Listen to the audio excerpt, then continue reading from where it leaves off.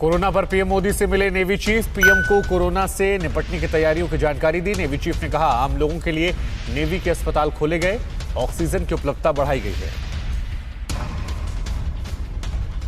News top 9 रोज सुबह 7 बजे और शाम 7 बजे सिर्फ TV9 भारतवर्ष पर। संक्रमण की चेन तोड़नी है तो देश में एक बार फिर कंप्लीट लॉकडाउन लगाया जाए। संक्रमण रोकने के लिए 2 हफ्ते का कंप्लीट लॉकडाउन लगाया जाए, ये एक्सपर्ट्स ने कहा है।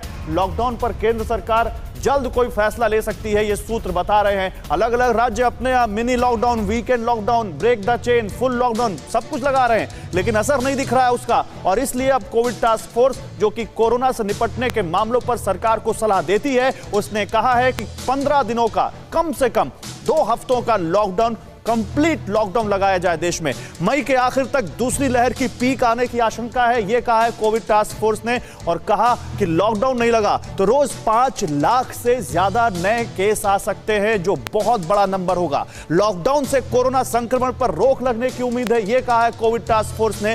और वैक्सीनेशन प्रोसेस को और तेज करने के लिए और रैंप अप करने के लिए उन्होंने कहा है कि जल्दी से जल्दी आप इसको तेज करिए, ताकि समय मिलेगा आपको कोरोना से निपटने में। Doctor Anshuman, Covid task force की इस बात से सहमत हैं?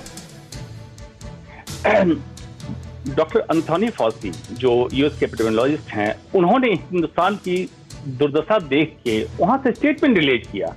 क्यों किया? कि उन्होंने देख लिया कि हिंदुस्तान इस काबिल है ही नहीं, जिस तरह से मैनेज कर रहा है नाइट कर्फ्यू, जनता कर्फ्यू या इवनिंग लॉकडाउन, ये मैनेज नहीं हो पाएगा। तो उन्होंने रिकमेंड किया कि आप कंप्लीट लॉकडाउन करो। क्या फायदा होगा कंप्लीट लॉकडाउन से? 3 पर्पस हैं, मिटिगेशन, प्रिपेयर्डनेस एंड टेस्टिंग।